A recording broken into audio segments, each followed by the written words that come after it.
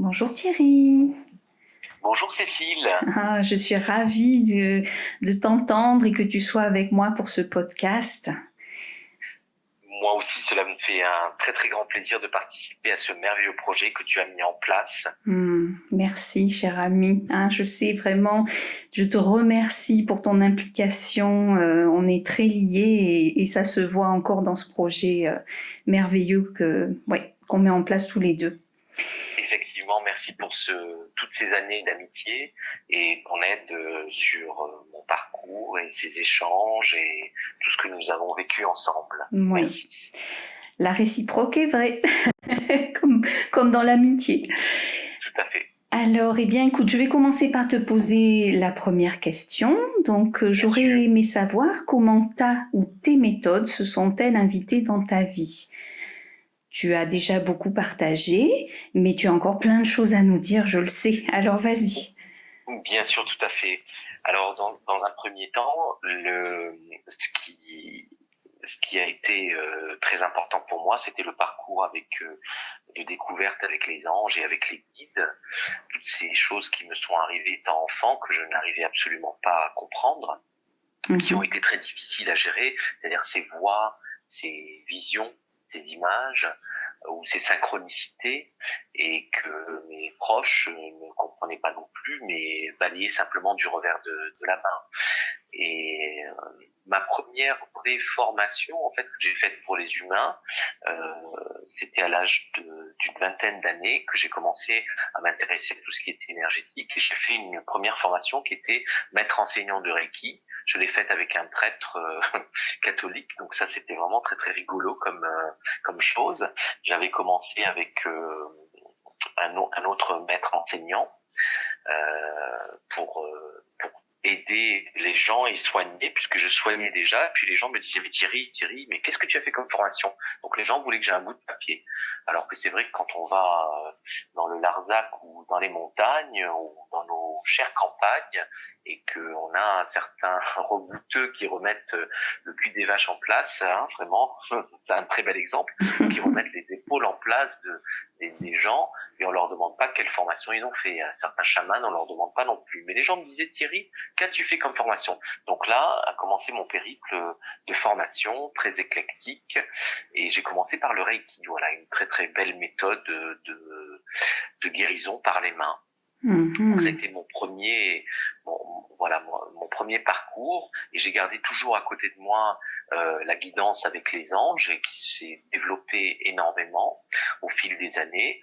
Et aujourd'hui, je me suis fait mon propre syncrétisme, mon propre système issu de toutes ces formations que j'ai pu faire. J'ai fait des formations en chamanisme. Je pense que certains chamans peuvent aussi rire en disant, Thierry, tu as fait une formation. Oui, c'était pour avoir un bout de papier pour les humains, mais ça m'a aussi appris quand même à structurer effectivement un certain nombre de choses. C'était bien de voir que ce qui était du domaine de l'intuition et de l'intuitif est donné par les anges, par les archanges, par les animaux alliés aussi, puisque depuis tout petit, j'avais quelques animaux qui venaient me voir sans même savoir pourquoi. Et c'était intéressant de pouvoir comprendre la nature de ces phénomènes-là. Et tout cela, ça a été grâce à une personne formidable que j'ai rencontrée dans ma vie à l'âge de 18 ans, Carmen, dont nous parlons tout à l'heure. Très bien, merci. Merci pour ce partage, vraiment très instructif. Alors, j'imagine que dans tout ce parcours de belles choses, tu as eu des défis. Donc, quel a été ou quel fut ou quel est encore ou quel sera ton plus grand défi? Alors, le plus grand défi, c'était premièrement d'accepter d'être complètement différent, puisque quand on est seul et face à soi-même, c'est quand même très compliqué. Surtout que dans mon parcours, j'ai eu très tôt des amis qui étaient, comme je l'ai dit dans un des articles, qui étaient des énergéticiens, des gens qui faisaient de la magie, des voyants, des kinés, des ostéopathes, voilà, des gens qui travaillaient aussi beaucoup en énergétique. Donc j'en avais plusieurs comme ça, et des gens qui faisaient des conférences. Et c'était très compliqué parce que ces personnes-là entre guillemets, utiliser les capacités, je vais employer un mot important aujourd'hui, médiumnique ou de canalisation d'informations, mais jamais ne m'ont poussé, ne m'ont recommandé ou ne m'ont dit Thierry, c'est super ce que tu fais, c'est très très bien. En fait, ils me gardaient jalousement à côté d'eux. Et au final, le plus grand défi a été d'accueillir, d'accepter et de mettre en lumière ces capacités que bon nombre de personnes ont aujourd'hui, mais qui sont vraiment aujourd'hui encore plus au grand jour, parce que c'était comme pratiquement quelque chose, je vais pas dire honteux, mais c'était quelque chose de caché, il fallait pas en parler, les proches disaient non mais toi Thierry tes bêtises, encore c'est ton imagination. Donc le premier défi c'était d'accueillir et d'accepter que ces choses-là étaient bien réelles, et ce n'est que des années plus tard, avec des centaines et des centaines de témoignages de gens qui m'ont dit Thierry tu as tout à fait raison, ça s'est passé, j'ai vécu ça, ça me parle, les gens qui m'appellent pour me dire Thierry ce que tu as dit en soins c'était vraiment formidable, et ça s'est effectivement passé, il y a effectivement quelque chose que quand j'envoie les gens chez le médecin par exemple, leur dire allez, je ressens quelque chose au niveau énergétique, ça me plaît pas trop, allez voir quand même, consulter le médecin, et comme je l'ai dit dans un des articles, c'est très important de cette collaboration et que chacun garde sa place, ça c'est très important. Donc le premier défi c'était d'accueillir et d'accepter ces dons, ces capacités, et le deuxième c'était vraiment de les mettre en lumière et d'accepter d'en faire, d'accepter ma mission de vie.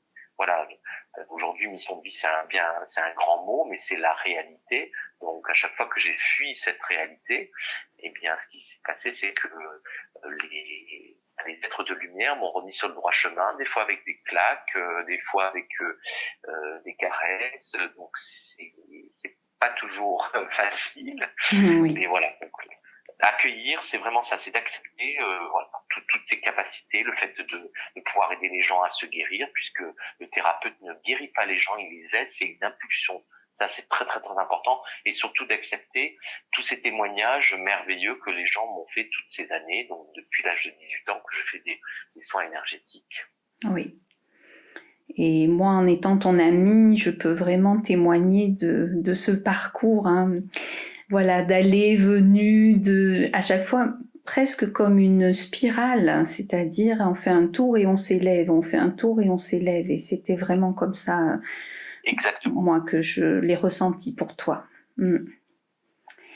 Très bien, très bien. Alors maintenant, tu vas pouvoir justement nous parler des personnes qui t'inspirent ou qui t'ont inspiré dans ton parcours, et pourquoi. Alors la première personne qui m'a inspiré dans mon parcours, c'était une synchronicité vraiment merveilleuse. Quand j'ai eu la maladie de croissance adolescent,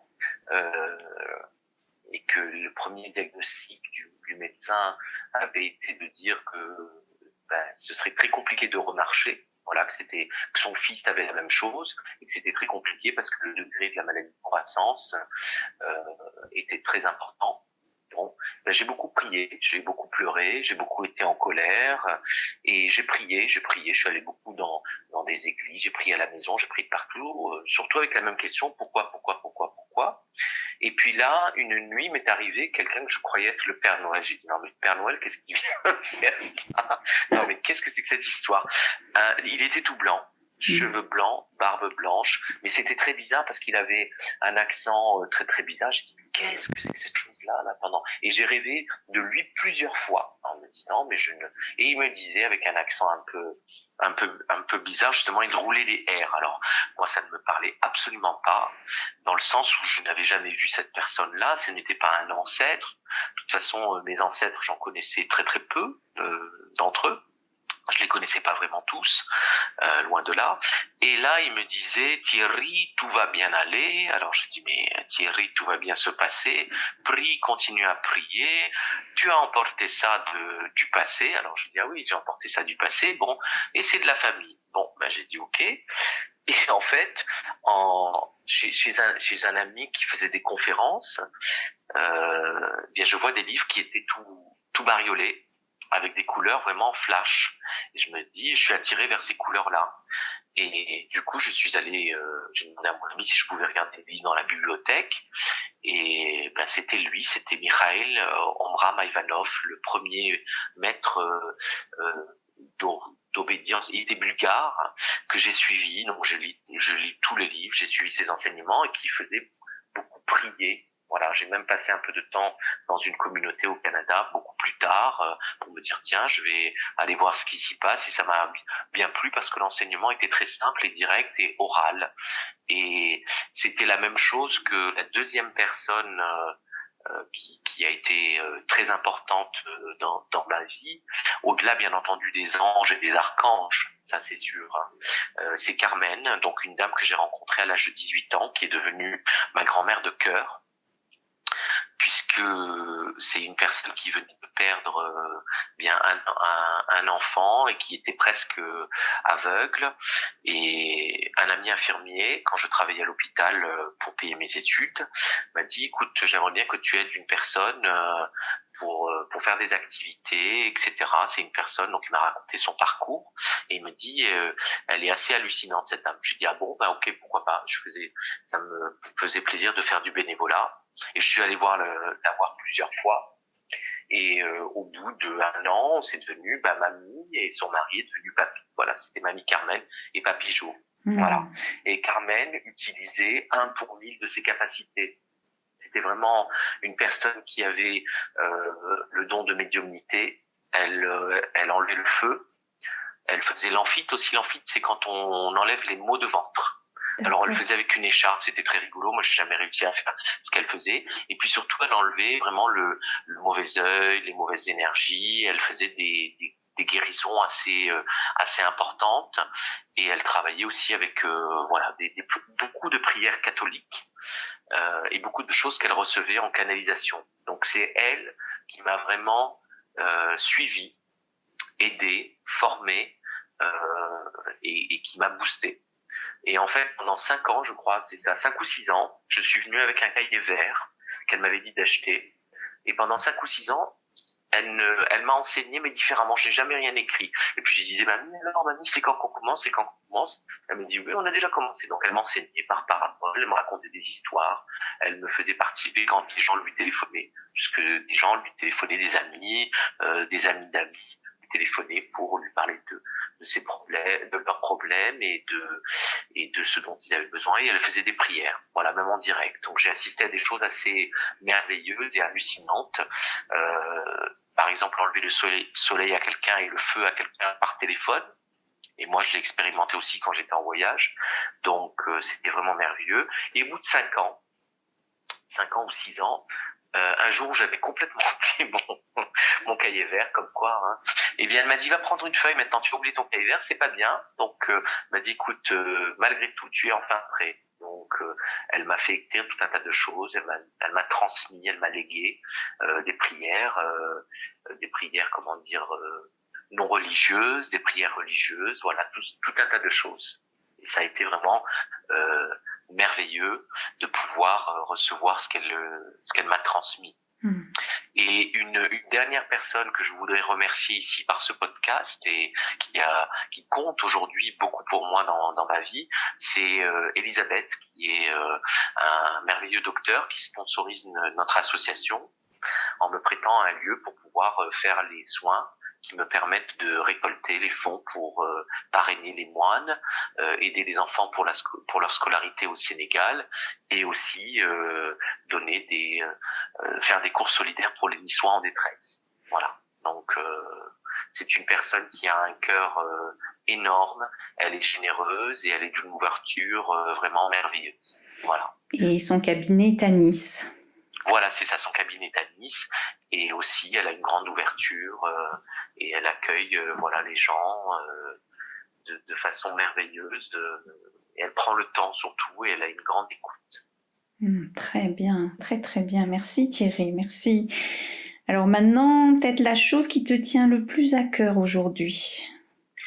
Aujourd'hui, ce qui me tient le plus à cœur, c'est vraiment de pouvoir aider tant de personnes, puisque aujourd'hui on se rend compte que la gentillesse, la bienveillance et l'altruisme, enfin moi je m'en suis rendu compte depuis très très longtemps, mais je me rends compte que ce sont des qualités qui sont merveilleuses, et c'est ce qui me meut dans ma vie, ce qui me permet d'avancer, d'aider toutes ces personnes qui entrent au cabinet, qui viennent me voir en consultation ou que j'ai par téléphone, puisque je consulte aussi pour les gens qui sont à l'étranger. Eh bien, de les voir repartir avec un sourire, de reprendre goût à la vie, de comprendre les mécanismes de ce qu'ils ont mis en place et comment ils peuvent changer ce qu'ils ont mis en place, comme ils ont créé cela, ils peuvent créer autre chose. Tous les mécanismes qui ont été mis en place et toutes leurs croyances erronées, eh bien c'est ça qui est vraiment merveilleux, de voir ces gens être tellement heureux et changer de vie. Et c'est vrai qu'aussi j'ai des centaines de témoignages au fil de ces années de gens qui sont repartis heureux et pour qui ça a marché. Surtout, ils ont repris enfin leur pouvoir en main. Ils se sont repris en main et leur guérison et leur destinée. C'est ça qui est vraiment merveilleux. Et de les voir sourire, de voir cette joie, de voir même des gens qui sont très très malades aller mieux parce qu'ils ont décidé de faire un véritable chemin vers eux-mêmes avec mon aide ou l'aide d'autres personnes. C'est ça qui aujourd'hui me rend si heureux.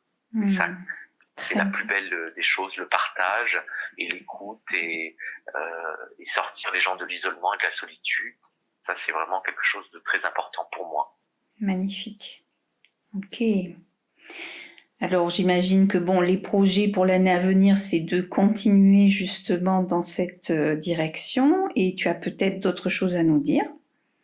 Bien sûr. Alors aujourd'hui, effectivement, un des projets que nous avons mis en place avec Laetitia, une amie qui a une association qui s'appelle École Soleil, donc depuis le mois de novembre, nous parrainons des enfants. Elle faisait déjà ça, donc je participe au parrainage pour la scolarité des enfants au Sénégal, à Nianing. Donc je vais continuer à travailler sur ce projet-là, récolter des fonds.